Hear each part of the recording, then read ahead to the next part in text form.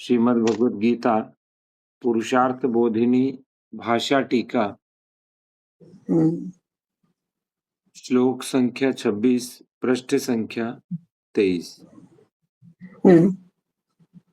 तत्र पश्यत् स्थितान् पार्थः पितॄनथ पितामहान् आचार्यान् मातुलान् भ्रातॄन् पुत्रान् पौत्रान् सखींस्तथा श्वशुरान् सुहृदश्चैव सेनयोरुभयोरपि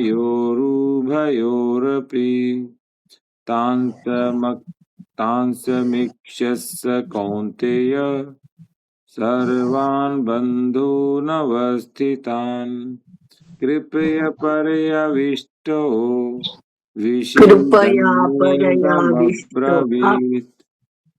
आप दीर्घ को ह्रस्व बोल रहे हैं। कृपया परयाविष्टो विषेदन्निदमब्रवीत्। कृपया पर्याविष्टो विषेदन्निदमब्रवीत्। विषेदन्निदमब्रवीत्। जो ह्रस्व है उसको तो ह्रस्व ही बोलना है। विषेदन्निदमब्रवीत्। विषेदन्निदमब्रवीत्। विषेदन्निदमब्रवीत्। हाँ ठीक। तब अर्जुन ने दोनों सेनाओं में वहां उपस्थित हुए अपने ही बड़ों, पितामहों, आचार्यों, मामाओं, भाइयों, पौत्रों तथा मित्रों, ससुरों और स्नेहियों को देखा। वह अर्जुन उन सब भाइयों को ही उपस्थित हुए देखकर अत्यंत करुणा से व्याप्त हुआ और उदास मन से कहने लगा। भावार्थ: कठिन प्रसंग में संबंधियों का मोह मनुष्य को स्वकर्तव्य से भ्रष्ट करता है। अतः मनुष्य को ऐसे मोह से बचना चाहिए। व्याख्या: यहाँ अर्जुन दोनों सेनाओं में युद्ध करने के लिए उपस्थित हुए अपने सब इष्ट मित्रों, भाई बंधुओं और पूज्य पुरुषों को देखकर अत्यंत कृपा से खिन्न हुआ। अर्जुन के मन में बड़ी कृपा, दया और करुणा उत्पन्न हुई। युद्ध का डर उसको नहीं था। वह वीर था, अपने पराक्रम को भी जानता था, इसलिए उसको निश्चय था कि युद्ध शुरू होने के पश्चात इन सब का संहार अवश्य होगा। इनके बचने की कोई आशा नहीं है। अपने शौर्य और युद्ध कौशल के कारण, भगवान श्री कृष्ण की उत्तम योजना के कारण कोई संदेह भी नहीं है, अर्थात निसंदेह विजय हमारी होगी। और हमारे जय का अर्थ यह है कि भीष्म, द्रोण तथा अन्यान्य बड़े पूज्य पुरुष मारे जाएं, उनमें से कोई न बचे, सब भाइयों की समाप्ति हो जावे। अपने निज शौर्य के कारण शत्रु पक्ष के वीरों के बचने की कोई आशा ही नहीं है, ऐसा अर्जुन के मन में निश्चय हुआ था। इसलिए उसको उन पर दया आ गई और उनके मन में अत्यंत खेद हुआ और वह दीन होकर कहने लगा। तो इस मोह को जैसे आज से कैसे जोड़ेंगे हम? आज भी तो अपने पराये होते ही हैं ना। वो तो अपने लाभ के लिए हम अपनों को ही मारने के लिए तैयार तो हो ही जाते हैं। और फिर कभी लगता है कि अरे जाने दो, सब अपने ही तो हैं। तो अपनों को हम दंड नहीं देते जब उन्हें दंड देना चाहिए। हमें अपनों को हम अपनों पर हम शासन नहीं करते, उनको किसी बात से वंचित नहीं रखते, उनका पक्ष लेते हैं। ये भी करते हैं तो अपने संदर्भ में भी करते हैं और समाज के संदर्भ में भी करते हैं। तो शिक्षा इसमें कैसे परिवर्तन कर सकती है? विवेक सिखाकर। ये अर्जुन का तो मामला विवेक का ही है, विवेक का है और मोहग्रस्त होने का है कि तुम साफ सोचो, साफ सोचो, इसमें मेरा तुम्हारा ऐसा नहीं आने दो बीच में। और जो जो ये है, जो अपराधी है उसको दंड दो। अर्जुन का मोह ऐसे ही हो गया कि उसे लगा कि मुझे राज्य चाहिए, हमें राज्य चाहिए, इसलिए हमारे ही ये सभी लोग हैं, अथवा जो निर्दोष हैं, न मेरे हैं न इनके हैं, परंतु राजनीति के कारण से इनका पक्ष लेकर लड़ने के लिए आ गए हैं। ऐसे जो तटस्थ हैं, निर्दोष हैं, अपने पराये से भी पर हैं, उनको और अपने पूज्य हैं, इन सबको मारने के लिए तुला हुआ हूँ। जब निर्णय किया तब क्या हुआ था? युद्ध का निर्णय किया तब क्या हुआ था? कृष्ण ने क्या कहा था? अधर्म का पक्ष नहीं लेना चाहिए, अधर्मियों पर दया नहीं करनी चाहिए। तो ये तो जनरल स्टेटमेंट है, तो उसका तो स्वीकार हो गया था कि अधर्म का नाश करना चाहिए। भगवान भी यही कहते हैं ना, धर्म संस्थापनार्थाय। तो मैं धर्म संस्थापना के लिए कृष्ण ने पांडवों का साथ दिया है। पांडवों ने भी लार्जर इंटरेस्ट है, केवल अपना राज्य इतना ही नहीं है, वो तो एक माध्यम है, परंतु दुष्टों का नाश करने के लिए इस युद्ध में भाग लेना स्वीकार किया है।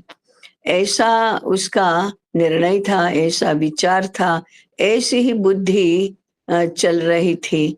और इसलिए तो अब युद्ध करना निश्चय हो गया ना, तो देश भर में घूम घूम कर अपने पक्ष में कौन लड़ेगा ऐसा करके ले आए। अब वे भी तो निर्दोष है, उनका क्या लेना देना है हस्तिनापुर का राज्य किसी के भी पास हो तो भी।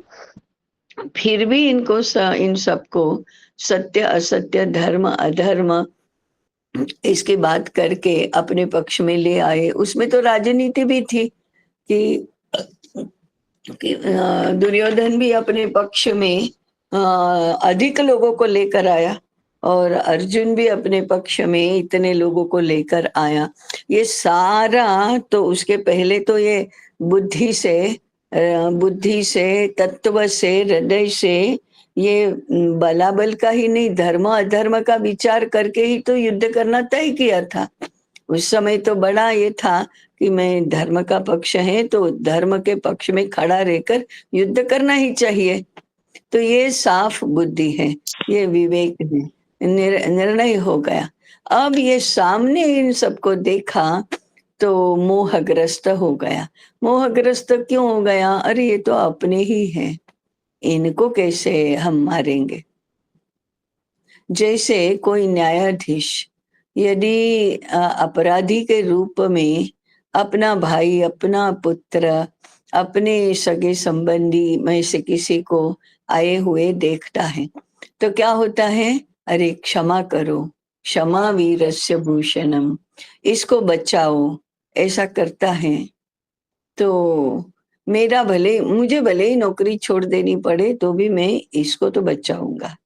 अथवा अपराधी करके ये मेरा ही पुत्र सामने आने वाला है तो मैं न्याय नहीं करूंगा, ऐसा यदि कहता है तो फिर वो तो मोहग्रस्त हो गया है ना। उसकी तटस्थता, उसका विवेक वो कहाँ गया? अभी अर्जुन की स्थिति ही ऐसी हुई है कि ये सब सारे अरे पूजनीय है, कैसे मारेंगे, करने दो उनको अन्याय। अरे इन्होंने तो मुझे सारी विद्या सिखाई है, इनको कैसे मारेंगे? नहीं नहीं, मैं नहीं लड़ूंगा।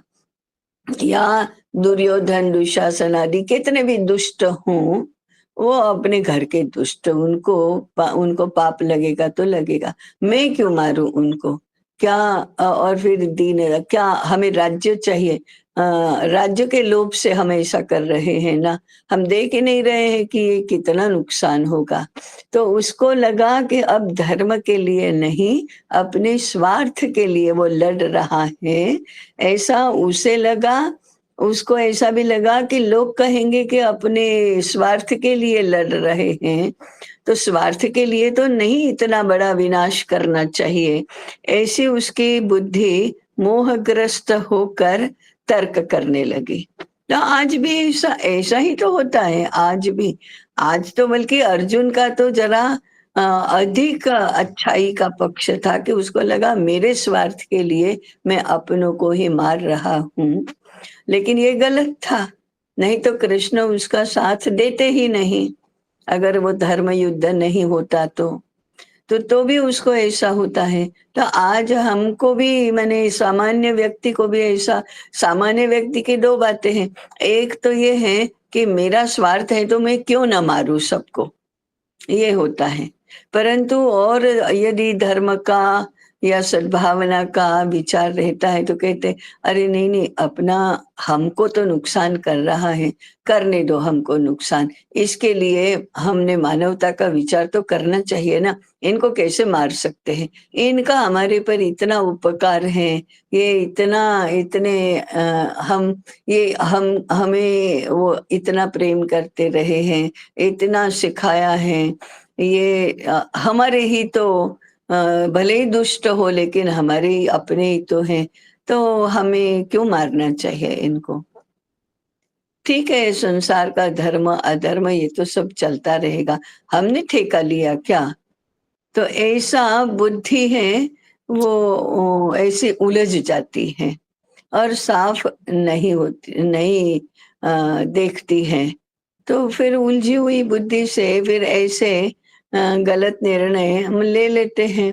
अब हम श्रद्धा कर सके ऐसे कृष्ण तो है नहीं हमारे, हर एक को अपना कृष्ण भी तो निर्धारित करना होता है, परंतु कैसे करें, वो भी तो समस्या है।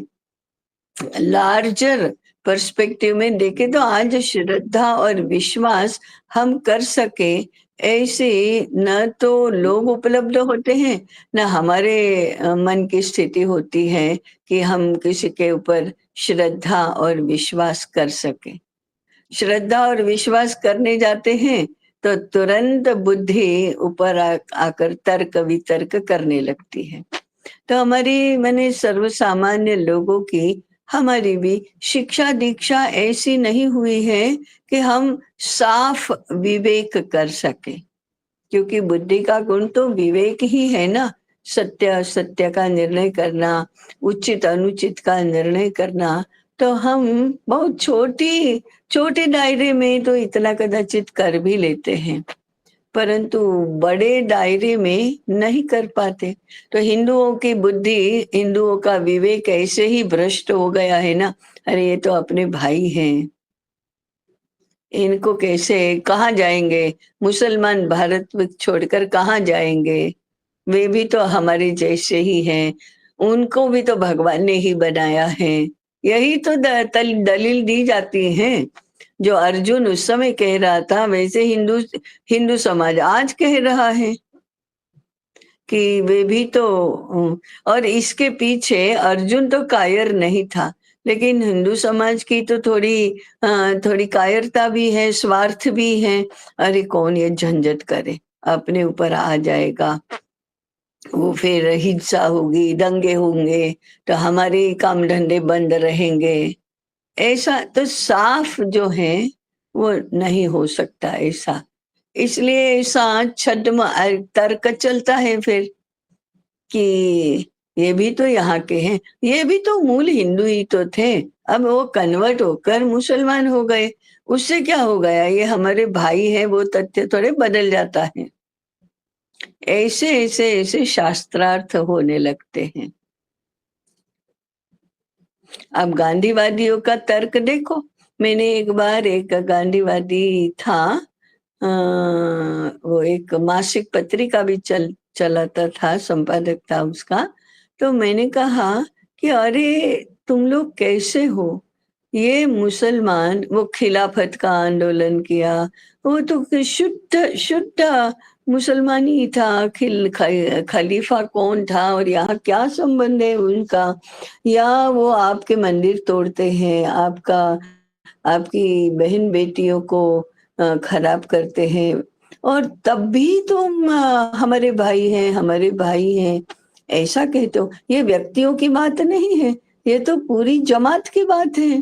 पूरा पूरा ये मुस्लिम विचारधारा की बात है, वो तो व्यवहार ही ऐसा करते हैं। तो भी तुम अपने भाई कहते हो।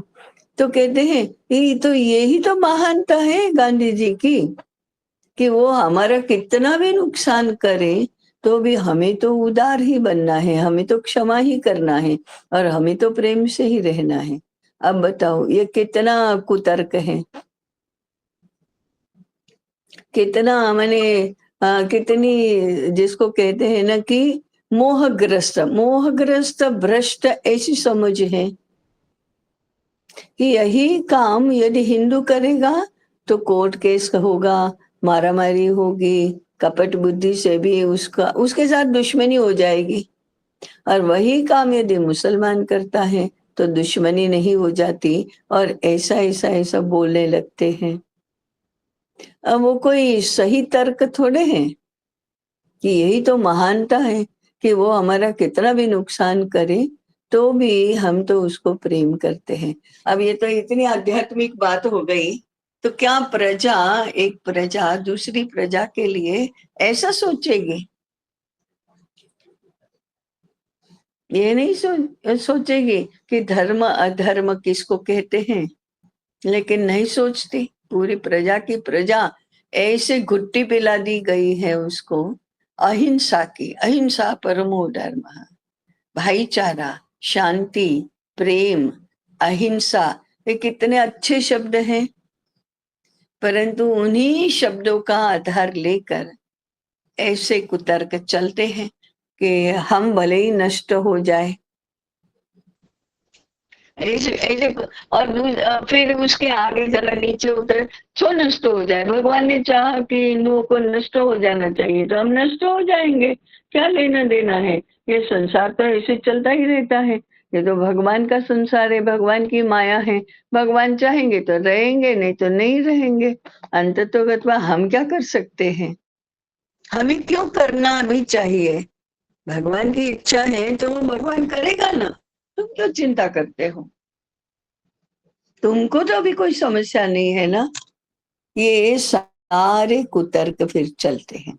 अब इसमें से रास्ता दिखाने वाला, कभी कान पकड़कर, कभी समझा बुझाकर, ये इसका उद्धार करने वाला, इसको सही रास्ते पर लाने वाला कोई नहीं है। व्यक्तियों के जीवन में भी नहीं होते हैं और समाजों के जीवन में भी नहीं होते हैं। तो आज हिंदू समाज की भी तो यही स्थिति है।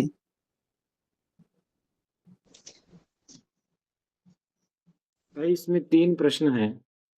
एक तो हम्म। जो मोह का संबंध तो मूल रूप से मन मन से है, हाँ, मन से ही है। कि मन विचलित हो गया। तो जो षड्रिपु हैं वो हाँ, हमारे मन को ही प्रभावित करते हैं। मद हाँ, को हाँ, छोड़कर, हाँ, मद अहंकार से संबंधित है। हाँ। और दूसरा तो अर्जुन की शिक्षा दीक्षा में कहाँ अंतर रह गया था, या वो मूल रूप से हिंदू होने के कारण उसके अंदर सहिष्णुता थी। और तीसरा हाँ। प्रश्न था ये कि क्या द्वापर हम्म। युग में भी अधर्मी अधिक थे जो अधर्म के साथ अधिक थे, जबकि हम कहते हैं कि कलयुग से अधिक तो द्वापर में हमारे धर्म अधिक अच्छा, धर्म का स्तर अधिक था। हाँ, कुल मिलाकर समाज एक पायदान ऊपर था, समझो, द्वापर में। और फिर वो नीचे आ गया, एक पायदान तो कलयुग में आ गया। लेकिन जो आपस में रिलेटिवली जो होता है वो तो वही रहता है। अधर्म भी बड़ा, धर्म भी बड़ा, वो सारा अधिक लेवल पर होता है। तो अधर्मी या आज के अधर्म का स्तर बहुत नीचे उतर गया है। उस समय का अधर्म का स्तर इतना नीचे नहीं उतरा होगा तो भी धर्म और अधर्म तो होता ही है, वो एक बार नहीं बार बार होता ही रहता है। ऐसे तो हम कहेंगे त्रेता युग में अधर्म कितना अधिक बलवान था। हम देखते हैं ना कि ऋषियों के हड्डियों के पहाड़ है। इसका क्या मतलब है? ऋषि तो अल्पसंख्यक ही रहेंगे हमेशा, और उनके अस्थियों के पहाड़ हो जाते हैं। और वो भी अयोध्या से विश्वामित्र का आश्रम कोई बहुत दूर थोड़े है, सारा उत्तर प्रदेश ही उत्तर प्रदेश है। वो गंगा के किनारे हैं या गंगा के पार है, तो वही का वही तो है, इतना दूर भी नहीं है। तो इधर दशरथ राजा का राज्य है और इधर अस्थियों के पहाड़ है। सुबाहु मारीच ताड़का ये सब वहां विचरण कर रहे हैं। तो रावण का साम्राज्य कितना फैला हुआ है। दंडकारण्य में भी है और उधर उधर गंगा के प्रदेशों में भी है, सर्वत्र है। तो आज से तो कितना अधिक है। वो आतंकवादी नहीं थे तो क्या थे? वो स्त्रियों को भी खा जाते थे और ऋषियों को भी, माने स्त्री और ब्राह्मण दोनों को ही खाने वाले थे। यज्ञ नहीं करने देना, इसका अर्थ है कि समाज धारणा के कितने भी अच्छे काम होते हों तो उनको नष्ट कर देना। माने हमारे या तो शस्त्रों का उत्पादन केंद्र है, उसको ही नष्ट कर देना। शस्त्रों का संग्रह है जहाँ, उसको ही नष्ट कर देना। जहाँ यूनिवर्सिटीज हैं उनको ही नष्ट कर देना, माने स्रोत ही नहीं रहेगा। ज्ञान को भी नष्ट करो, अर्थ को भी नष्ट करो, शस्त्र को भी नष्ट करो, यही तो प्रवृत्ति चलती थी। राक्षस और कौन होते हैं फिर? यही तो होते हैं। और उनका अपना राज्य देखो तो भले कितना अर्थ, कितनी समृद्धि, कितना बल, और फिर करना क्या पड़ा? तो राम का जो बल, अरे रावण का जो बल है उससे अधिक बल संपादन करो। इसके बिना तो धर्म का पक्ष भी खड़ा नहीं होता।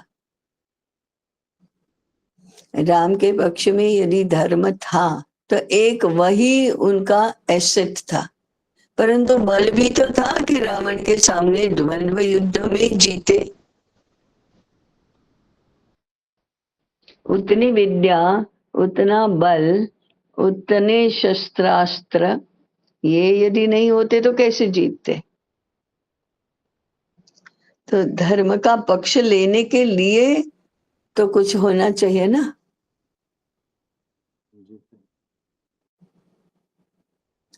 तो ये ऐसा नहीं है कि द्वापर क्यों, त्रेता में भी था, सतयुग में भी था, सब जगह था। अब सतयुग का इतना अधिक हमको ज्ञान नहीं है, क्योंकि वेद भी त्रेता युग का त्रेता युग में उत्पन्न हुए। अभी राज्य भी त्रेता युग में ही आया। उससे पहले आवश्यकता ही तो नहीं थी। राज्य, हाँ, उसके पहले आवश्यकता है, उसके पहले केवल धर्म था। उसके बाद धर्म की रक्षा के लिए ये सारी बातें चाहिए थी। तो फिर ऐसा ही कुतर्क करेंगे ना, धर्म अपनी रक्षा नहीं कर सकता ना, इसलिए ये सारी बातें चाहिए। हाँ, तो इसी को तो सतयुग से त्रेता युग में आना कहते हैं। तो धीरे धीरे ऐसा तो होगा ही। आप उसका स्वीकार करके अपनी व्यवस्थाएं बनाओ ना। क्योंकि सतयुग में तो चारों पाए थे ना, तो यज्ञ दान तप कर्म। हाँ, हाँ। तो ताई अर्जुन की शिक्षा में कहाँ कमी रहेंगी, क्योंकि वो तो गुरुकुल में अध्ययन किया।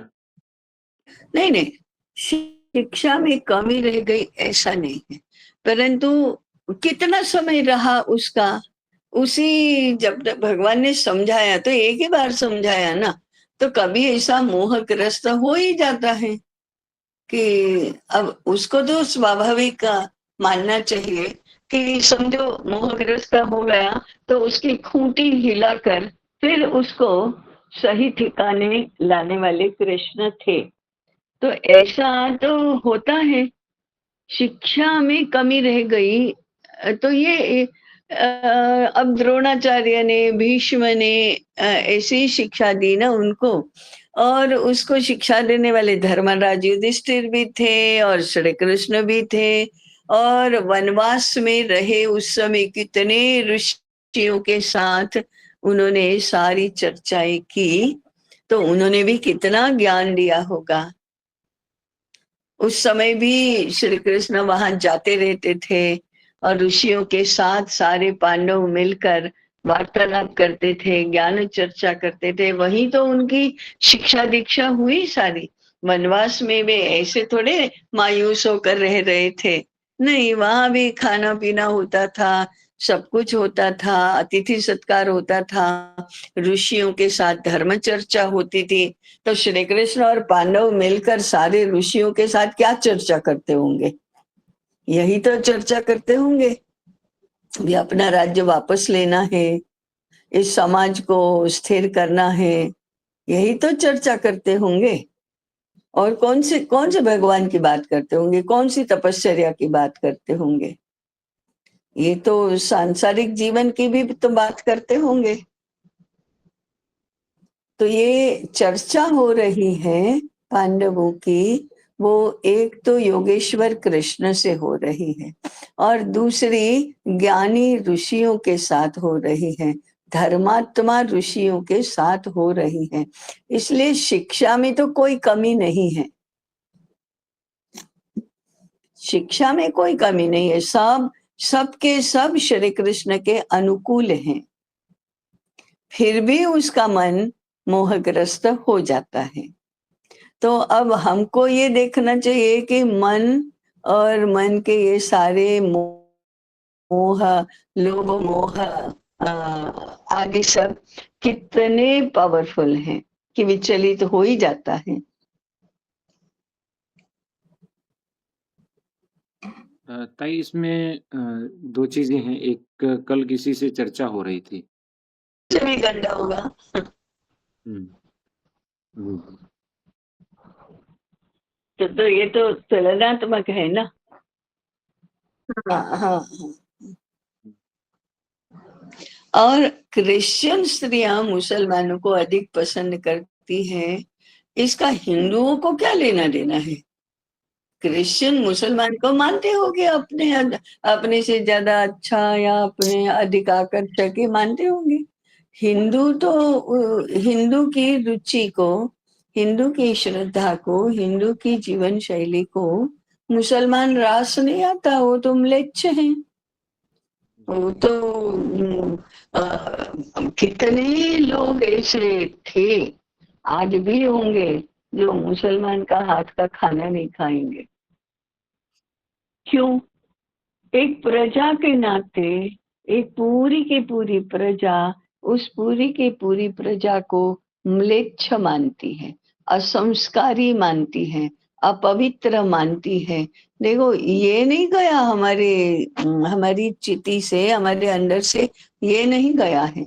जबकि क्रिश्चियन को हम अंदर से नहीं, अपने से अच्छा मानते हैं, श्रेष्ठ मानते हैं, आधुनिक मानते हैं। उनका तो अपनाओ।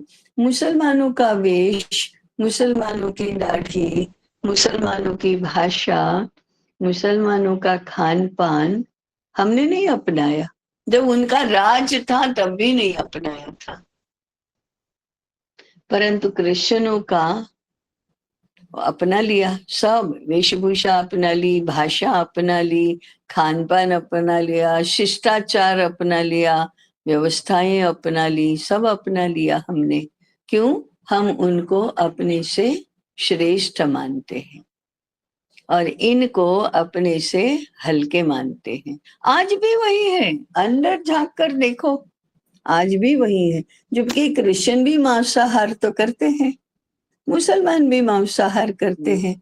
दोनों के खाने के तौर तरीके देखो तो हमको क्रिश्चियन अधिक माने सुधरे हुए लगते हैं, सभ्य लगते हैं, सोफिस्टिकेटेड लगते हैं, और ये सारे ऐसे ऐसे कैसे भी खाते हैं, कैसे भी बैठते हैं, कैसे भी बोलते हैं, ऐसा लगता है। तो एक प्रजा के नाते हमने यूरोपियनों को हमसे श्रेष्ठ ऐसा मान लिया और इनको अपने से कनिष्ठ ऐसा मान लिया।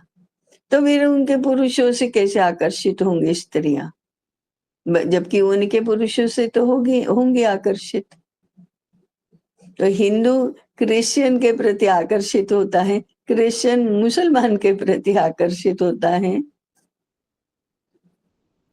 और मुसलमान हिंदू के प्रति आकर्षित होता है। मुसलमान स्त्रियों को पूछो, उनके अंदर झांक कर पूछो, उसको मुसलमान लड़के से हिंदू लड़का ज्यादा ही अच्छा लगेगा। एक था ही और था। आज हम देखते हैं कि अंडे को अधिक से अधिक बढ़ा रहे हैं, मांसाहार पहले से बहुत अधिक बढ़ा है, शहरों में तो बहुत ही बढ़ गया है। हॉस्टल्स में तो लगभग प्रिवेलिंग कर रहा है ये, जैसे हम भी थे जब एकेडमी में तो अधिकतर मांसाहारी थे, 10-20 को छोड़ दें तो। अपनाया तो है ही था ही बहुत सारी बातें। और दूसरी बात मैंने मुसलमान की नहीं, क्रिश्चियन की अपनाई है हमने। हाँ, क्रिश्चियन की अपनाई है। एक बात और है ताई कि हमारे हम कहते हैं कि 9वें अवतार हमारे भगवान बुद्ध हुए, जबकि समय तो द्वापर के बाद कलयुग में और अधिक जटिल और अधिक कुटिल आया, आक्रांता और अधिक आए। तो फिर जो हमारे भगवान आए उनको तो हमेशा ये संदेश देना चाहिए कि जो अधर्म है उसका विनाश करने का, तो फिर अहिंसा क्यों? हाँ, नहीं, बुद्ध ने अहिंसा का उपदेश नहीं दिया, महावीर ने दिया। जी। बौद्ध तो मांसाहारी रहे हैं, बल्कि हमने सुना है, हमने पढ़ा नहीं है, या बुद्ध भगवान की मृत्यु भी दूषित मांस खाने के कारण से हुई। जी थे। और वे तो थे क्षत्रिय, उनको मांसाहार से परहेज नहीं था। भगवान महावीर भी क्षत्रिय थे ताई। हाँ, फिर भी उनका अहिंसा में ये हो गया। तो क्या ये उचित है ताई तात्कालिक दृष्टि से? क्योंकि यदि इस तरह से यदि हम अहिंसा अपनाएंगे तो हिंसक लोग नष्ट कर देंगे हमें। नहीं, अहिंसा कोई भगवान महावीर या गौतम बुद्ध या इनका कथन थोड़े हैं।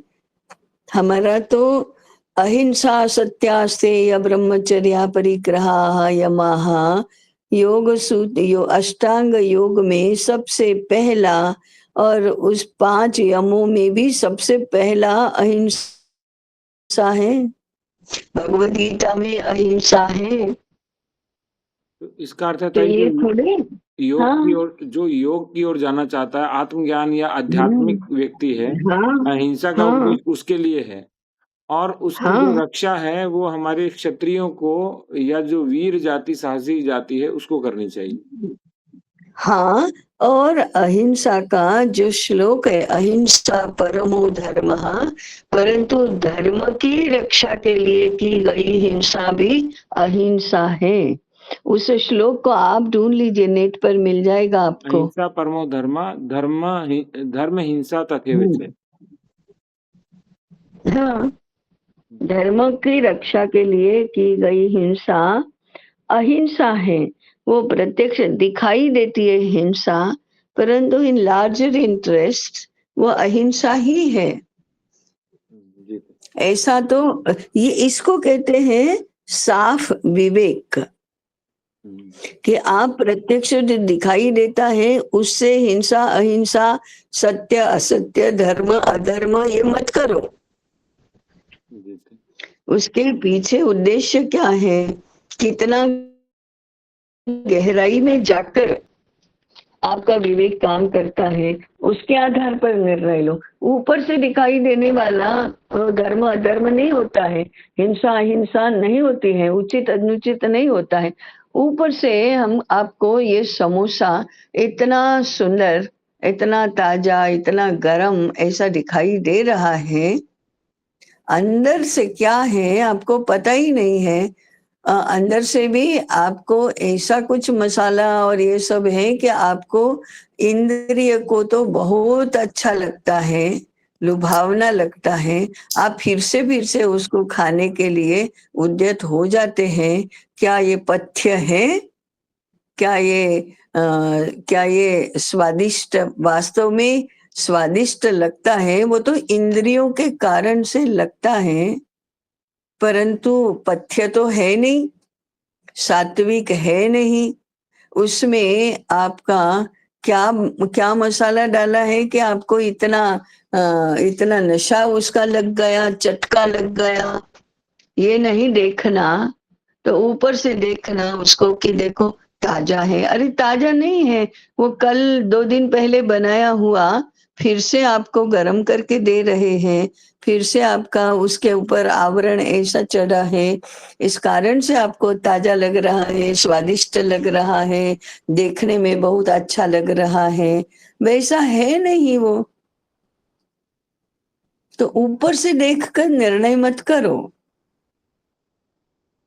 अपने अंदर उसके पीछे जो है वो पीछे जाओ, उसके पीछे जाओ, उसके पीछे जाओ, और मूल में ये क्या है वो देखो, उसके आधार पर विवेक करो। तो अहिंसा अहिंसा तो इतनी सूक्ष्म बातें हैं कि आपको तो गहराई में जाना ही होगा। ऊपर से दिखने वाला नहीं, आप किसी को डांट रहे हैं, वो ऊपर से तो हिंसा दिखाई दे रही है, वो बेचारा रो रहा है, दुखी हो रहा है, तुम जोर जोर से डांट रहे हो, और खाना ही नहीं दूंगा तुमको, जाओ चले जाओ, मेरे सामने ही मत रहो, ऐसे अपमानित कर रहे हो, सब कर रहे हो। ये दिखने में तो हिंसा दिख रही है। अरे आपका हृदय कितना कठोर है, पत्थर हृदय के हो, बहुत ही अत्याचार हो रहा है इस गरीब पर। देखो ये कितना दुर्बल है, कितना दीन हो रहा है। थोड़ा एक चरण पीछे जाओ तो वो चोरी करके आया है। वो नहीं, अरे वो चोरी बुरी बाद में देखिए, अभी तो देखो वो कितना रो रहा है, और कितना उसके उसके गाल पर 4 उंगलियों के निशान आ गए हैं। दया नहीं आती क्या तुमको? ऐसा होता है क्या? ये हिंसा, ये अहिंसा है? ऐसा नहीं करना वो अहिंसा है? चोरी क्या, वो बड़ा पाप करके आया है। फिर तो फिर उसके सामने जो अपराध करके आया है, उसके लिए तो डांट फटकार ये कुछ नहीं है। ऐसा होगा तो ऊपर से देखने में तो हिंसा लगती है, इसका तो लेकिन वो वास्तव में, हाँ, जी तो वास्तव में हिंसा नहीं है। तो ऊपर से दिखना और अंदर से होना बहुत अलग है। ऐसा ही उल्टा भी है, देखो कि मेरी एक कलीग थी, वो पुत्र के लिए वो दोनों ही पति पत्नी इतने लालायित थे। बड़ी बेटी थी, फिर 1-2 बार मिसकैरेज हो गया, उसके बाद पुत्र का जन्म हुआ, और वो हॉस्पिटल में ही थी, अभी 2-3 दिन का ही पुत्र होगा।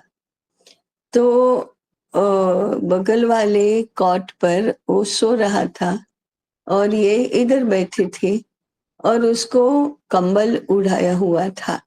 वो चेहरा तो दिख रहा था लेकिन कंबल उड़ाया हुआ था।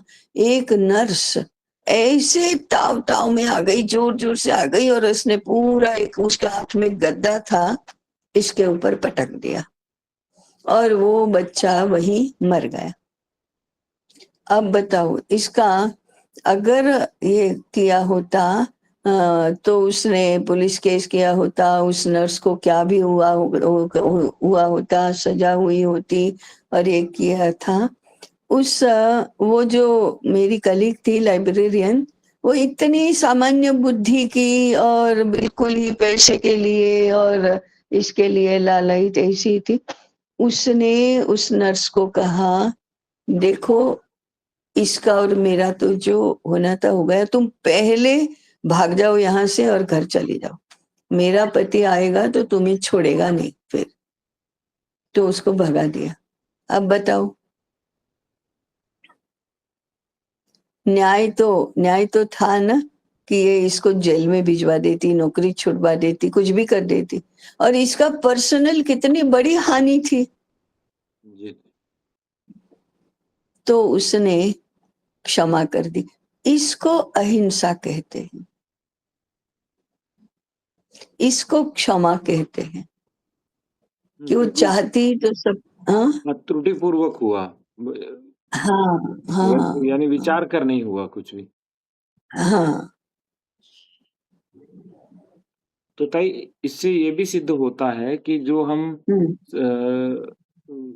सार्वभौमिक शिक्षा और आजीवन शिक्षा हाँ की बात करते हैं, तो शिक्षा हम्म आजीवन और निरंतर होती रहनी हम्म चाहिए ताकि हम अद्यतन होते होते रहें। रहे। हाँ अन्यथा हाँ पता नहीं कब हम इन षड्रिपू के अंदर फँस जाएँ। हाँ। कैसे हम इससे इससे ही नियमन में रखे जाएंगे, कंट्रोल्ड हो जाएंगे इससे ही। तो बार बार मैंने वो अपना अपनी हानि थी ना, इसलिए उसने क्षमा कर दी, तो वो अच्छी बात है। लेकिन सार्वत्रिक संदर्भ में तो उसको सजा दी जानी चाहिए। तो ये संदर्भ बहुत महत्वपूर्ण होते हैं। और ये जो समझ सकता है, ऐसा आचरण जो कर सकता है, वही विवेकशील, वही क्षमाशील कहा जाएगा। और आज ताई किसी युग की कोई भी बात कर लेते हैं, कोई संदर्भ नहीं, हम्म, कोई तात्कालिकता नहीं कोई संदर्भ नहीं, और उसका कुछ नहीं, कुछ सार्वत्रिक संबंध है नहीं। या व्यक्तिगत संबंध है, वो भी नहीं। कोई देखते ही अब नहीं। कभी शंभू की मृत्यु के ऊपर चिल्लाते हैं, कभी कुछ और करते हैं। चिल्लाते रहते हैं, हाँ हाँ, चिल्लाते रहते हैं। तो ये अल्प बुद्धि तो है ही, कभी विपरीत बुद्धि भी है, कुतर्क जिसको कहते हैं। अज्ञानियों ने निर्माण किया हुआ सारा वितंडावाद, इनको इनको समझ ही कहाँ है, इनको कहीं पर इनकी बुद्धि ही कहाँ है। ये बुद्धि से नहीं, केवल पाशवी बल जो है और केवल स्वार्थ का बल है, इसलिए ऐसा करते हैं। इसीलिए ताई प्राचीन नहीं काल में तो शास्त्रों पर और इन पर श्रद्धा बहुत होती थी। तो हाँ होती थी लोगों को ना। जब भी संशय होता था, तो वो ऋषि के तो पास, हाँ संत महापुरुष गुरु के पास जाता था। जाते और हाँ पूछते थे। आजकल हाँ तो श्रद्धा भी हाँ नहीं रही, हाँ पूछ ही नहीं रहे, बस अपना-अपना हाँ कुतर्क कर रहे हैं। हाँ। बस, दशरथ राजा वशिष्ठ मुनि के पास जाते थे, तुरंत जाएंगे। राम भी वनवास में सभी ऋषियों के पास गए, ऋषियों के आश्रम में गए, वहां उपदेश प्राप्त किया। सीता ने अनसुया से सतीत्व का, स्त्रीत्व का उपदेश प्राप्त किया। तो ये जाते थे, सीखते थे। ये मन में थोड़े आते थे कि मैं राजा हूँ, राजा का बेटा हूँ, तो ये ऋषि कौन होते हैं, ऐसा तो नहीं होता था। और वैसे भी ताई ये समाज में विद्वान और ऋषि तो बहुत कम होते हैं। हाँ तो उनका हाँ, उनका संरक्षण भी करना चाहिए और उनका मार्गदर्शन भी लेना बिल्कुल चाहिए। बिल्कुल करना चाहिए। संरक्षण इसीलिए करना चाहिए कि वो हमें ठिकाने रखे। ये थे। ये हमारा ही आधार है, ये सारे उनका आधार को नष्ट कर देंगे, या न, आधार को और कोई नष्ट कर दे, ऐसी परिस्थिति होगी तो हमारा आधार कहाँ रहेगा। हम तो आधारहीन होकर तो कॉलेप्स होने ही वाले हैं। जी थे।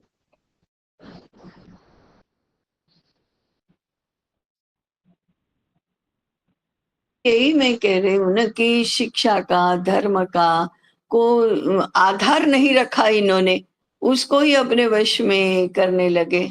और ये सारे भी अब अपना अपना कर्तव्य, अपना स्थान, अपना ये सब भूलने लगे, वे भी दास हो गए। तो आधार जो था, अब वशिष्ठ मुनि यदि दशरथ राजा का आश्रय स्वीकार कर ले, उसकी हाँ में हाँ मिला दे, ताकि अपने आश्रम को पूर्ण सुरक्षा और धन संपत्ति मिलती रहे, तो फिर तो क्या होगा? फिर तो सब उल्टा पुल्टा हो ही जाएगा ना।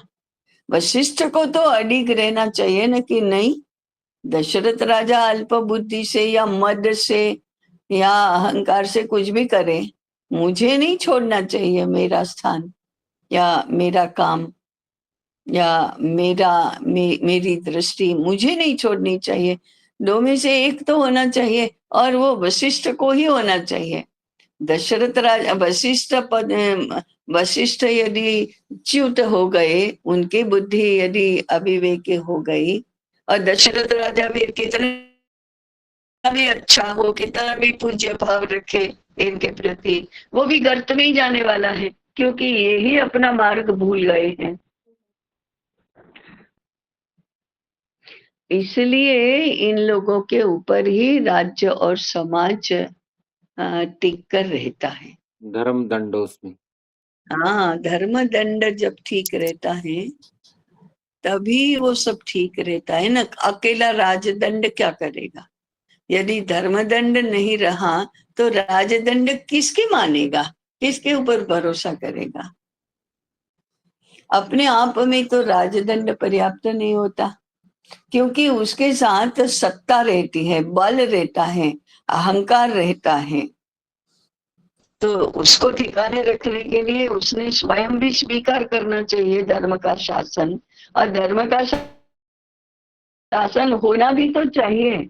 नहीं तो इस चाटुकारिता से राजा से लाभ प्राप्त कर लो अपने आश्रम के लिए, अपने अनुष्ठानों के लिए। आज कौन सरकार को तुम ये ठीक नहीं कर रहे हो ऐसा कहने वाला धर्म पुरुष है? सब चाटुकारिता करते हैं।